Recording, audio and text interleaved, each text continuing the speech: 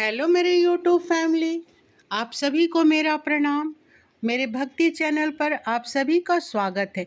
जेठ मास की अमावस्या तिथि पर वट सावित्री का व्रत किया जाता है। इस व्रत को हर सुहागिन महिलाएं करती हैं। यह पर्व सुहागिनों के लिए खुशियां लेकर आता है।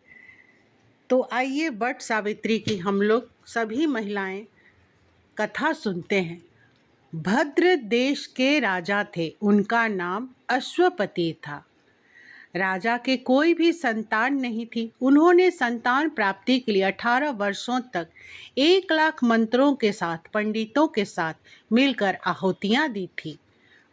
इसके बाद उनके घर में पुत्र रत्न की प्राप्ति हुई और उस पुत्री का नाम सावित्री रखा गया। सावित्री धीरे धीरे बड़ी होने लगी और बड़ी होने के साथ रूपवती भी हो गई। उसके रूप और सौंदर्य सूर्य की किरण के जैसा चमकते थे। उनके लिए वर ढूंढे जाने लगा, लेकिन सावित्री के जैसा रूपवान और गुणवान कोई नहीं मिल पा रहा था, जिसके कारण सावित्री के माता पिता चिंतित थे। उन्होंने सोचा और अपनी पुत्री से बोले, बेटी, तुम अपने लिए स्वयं अपने गुण के अनुसार वर ढूंढ लो। सावित्री अपने पिता की आज्ञा मानकर अपने लिए वर ढूंढने निकल पड़ी। सावित्री तपोवन की ओर निकल पड़ी। उसने तपोवन में एक राजा को देखा। राजा सानद देश के राजा थे।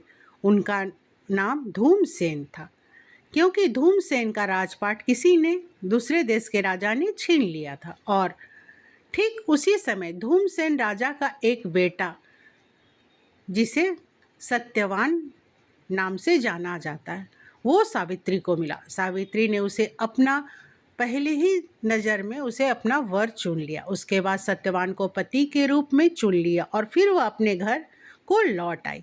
घर लौटने पर अपने पिता को नारद ऋषि के साथ बातचीत करते देखा। तभी सावित्री ने अपने पिता को सारी बातें विस्तार पूर्वक बताई और बोली कि मैं सानद देश के राजकुमार सत्यवान को अपना पति के रूप में चुन लिया है पिताजी, मैं उसी से शादी करूंगी।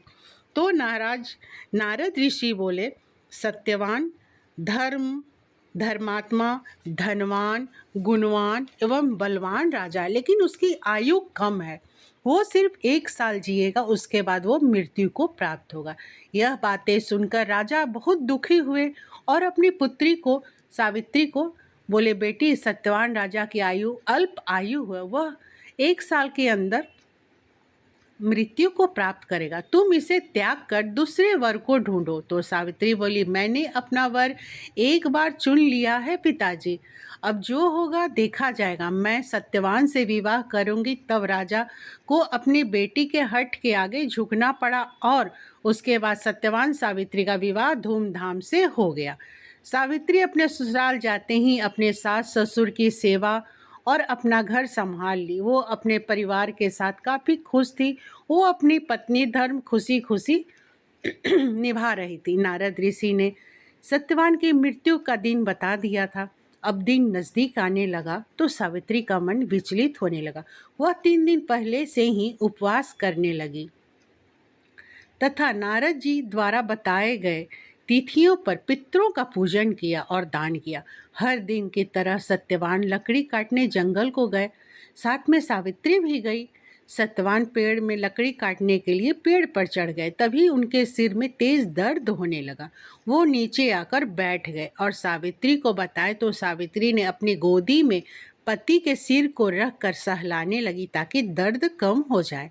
तभी वहाँ यमराज आते दिखाई दिए सत्यवान को ले जाने के लिए। सत्यवान को उठाकर यमराज जाने लगे तो सावित्री भी साथ में जाने लगी। तब यमराज बोले, सावित्री को समझाए कि बेटी, यह विधि का विधान है, तुम मत जाओ। लेकिन वह नहीं मानी। वह यमराज के साथ जाने लगी और बोली, मैं सत्यवान को नहीं जाने दूंगी। तब यमराज ने सावित्री को पति परायण निष्ठा को देखकर बोले, बेटी, तुम वर मांगो। तो सावित्री बोली, मेरे सास ससुर को राजपाट मिल जाए। यमराज बोले, तथास्तु बेटी। इतना कहकर यमराज आगे बढ़े तो देखे कि सावित्री फिर आ रही है। तो सावित्री को बोले कि तुम लौट जाओ बेटा। बोली कि मैं नहीं लौटूंगी, मैं पति के पीछे पीछे चलूंगी। तो यह बात सुनकर यमराज को बहुत खुशी हुई और बोले कि यह धर्म परायण नारी है, तुम दूसरा वर मांगो। तो दूसरा वर में वो सास ससुर का आँख की रोशनी मांगी। तो फिर यमराज बोले तथास्तु, और वह कहकर जाने लगे। तो भी सावित्री उनके पीछे पीछे आई। तब बोले यमराज कि तुम मत आओ बेटा। तो बोली कि नहीं। तो बोले लो तीसरा वर मांगो। तो तीसरा वर में बोली कि मुझे 100 पुत्र तथा अखंड सौभाग्य की प्राप्ति हो, यह वर दे महाराज। तो यमराज बोले तथास्तु। इतना कहते ही यमराज को अपनी गलती का एहसास हुआ। उसके बाद सावित्री बोली कि आपने तो वरदान दे दिया, तो आप सत्यवान को कैसे ले जा सकते हैं। तो यमराज सावित्री की बात से सहमत हुए और सावित्री की पत्नी धर्म को देखकर प्रसन्न हो गए और सत्यवान को छोड़कर सावित्री के हवाले कर वो चले गए।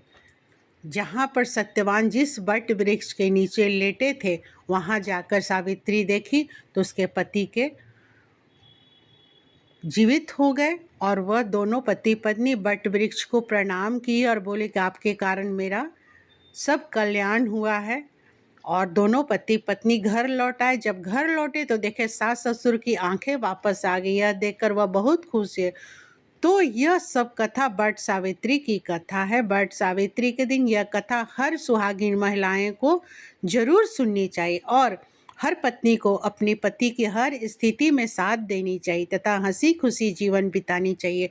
आपको यह मेरी कथा कैसे लगी कमेंट बॉक्स में ज़रूर लिखिएगा। धन्यवाद।